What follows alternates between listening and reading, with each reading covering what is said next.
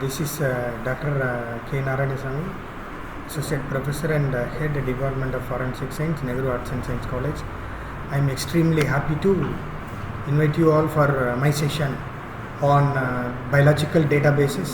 So this database system is coming under bioinformatics, and this is that database systems are very useful in the concept of forensic science, because wherever you have got data, that data can be converted into digital data, that cyber forensic data, and that data can be stored using these bioinformatic tools, that is bioinformatic databases.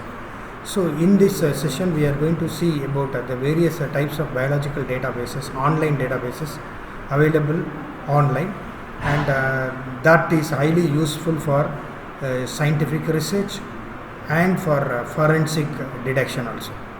So with that background, I am going to give you the session on biological databases. Biological databases. These databases are the resources for doing any kind of work on bioinformatics.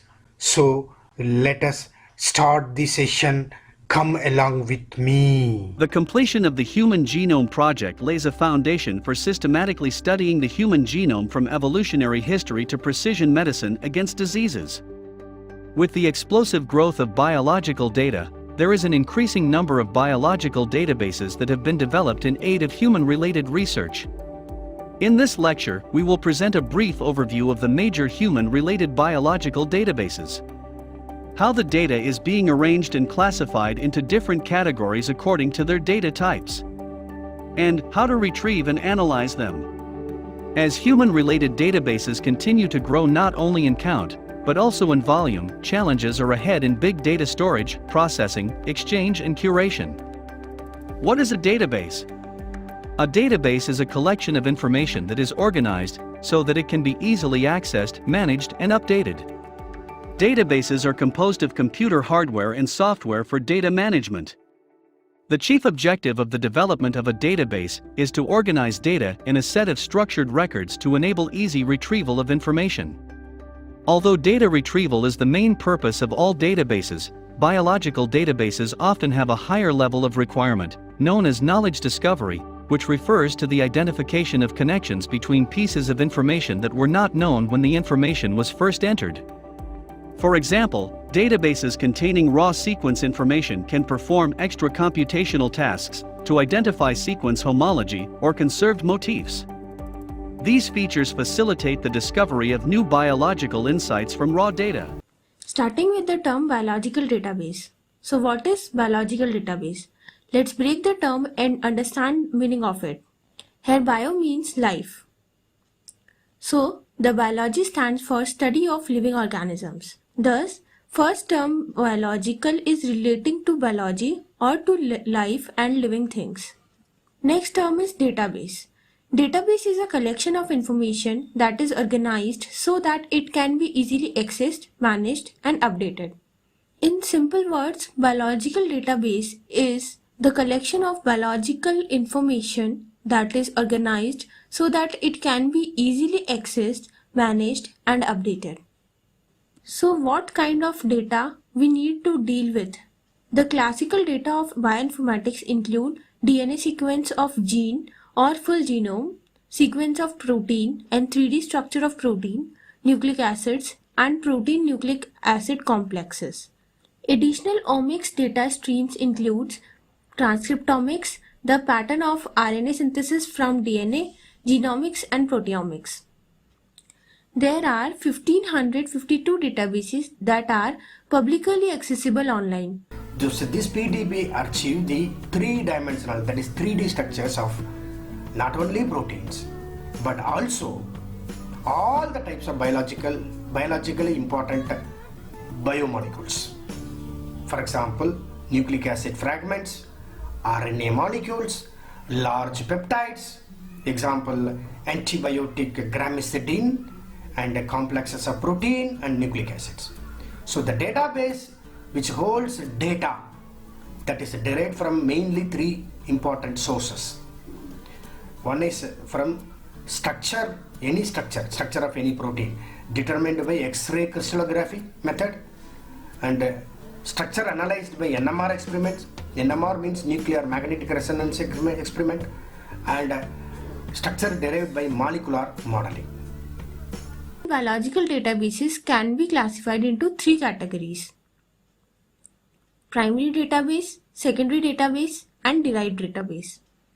Primary and secondary databases are differentiated on the basis of source we obtained them from. Primary database is collected from lab experiments, whereas secondary database are derived from primary one. Further, both primary and secondary databases are classified into two categories, whether it is for nucleotide sequence or for protein sequence. Let's take one by one. Starting with primary database, differentiated as nucleotide sequence database and protein sequence database.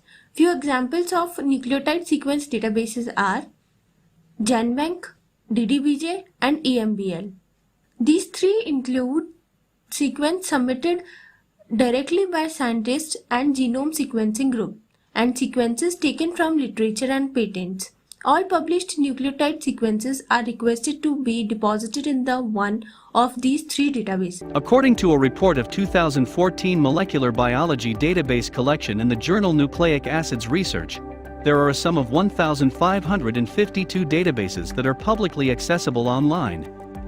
This does not include online services without publication in peer-reviewed journal or being developed by commercial companies. Thus, the actual number of online databases could well exceed this number. Considering the continuously proliferating number of biological databases, it becomes increasingly daunting and time-consuming to navigate in the huge volume of databases of interest. And this is the main home page, web page of PDB, Protein Data Bank.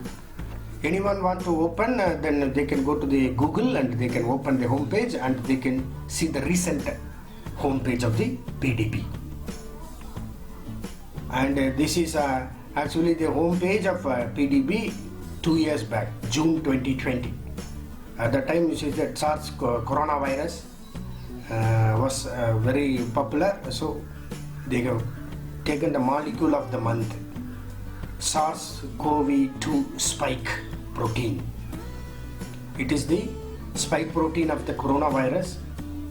This spike protein actually binds to receptors on the cell surfaces of our body, and it is a target for vaccine development. 2020, at that time there was no vaccine. Now it has been developed.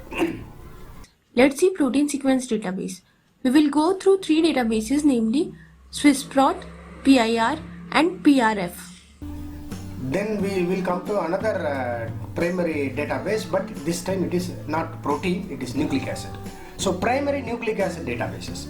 Nucleic acid databases, in that we have DNA databases, because DNA is one of the nucleic acid. So primary databases, under that we are going to see DNA databases.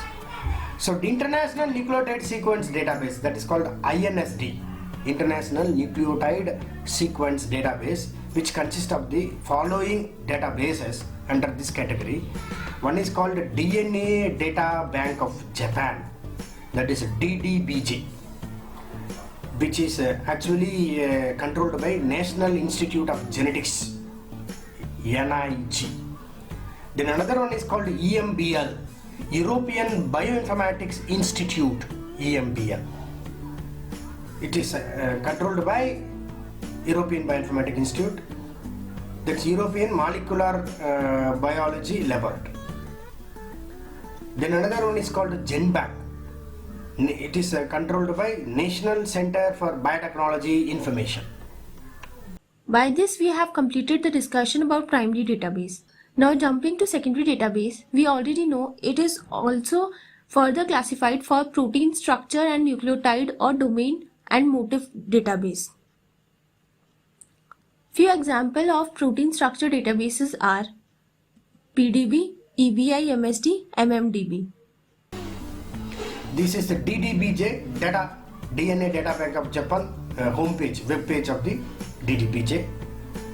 Bioinformation and DDBJ Center, and news from Bioinformation and DDBJ Center is there. This is the home page. Having highly different functions, almost all biological databases shared similar architectural.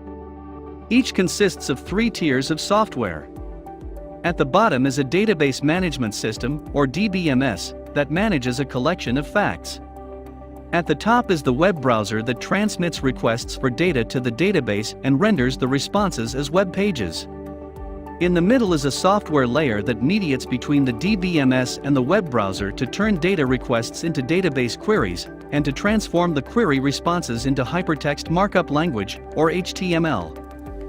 In addition to the gene database and PDB, there are many more biological databases designed for different purposes.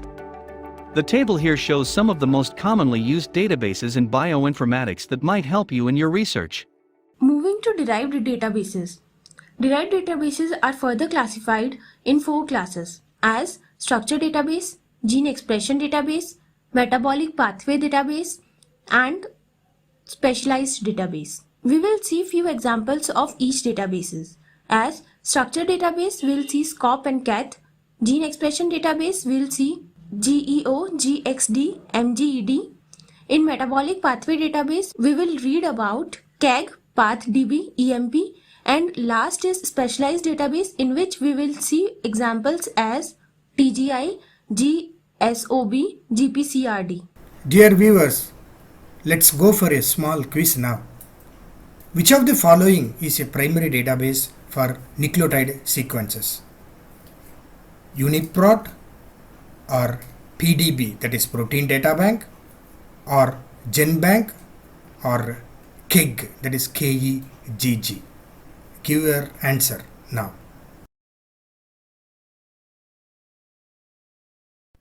Next one. What type of information does the Protein Data Bank, that is PDB, primarily store? Nucleotide sequences, or protein sequences, or 3-dimensional structures of proteins and nucleic acids, or metabolic pathways? Friends, the answer is 3-dimensional structures of proteins and nucleic acids. Friends, next one is, which database is known for storing protein sequence and functional information? GenBank, or EMBL-EBI, or UniProt, or DDBJ? Give your answer now. Which database is specifically designed for the retrieval of biomedical literature citations and abstracts? GenBank, or PubMed, or SwissProt, or ENS-EMBL? Give your answer.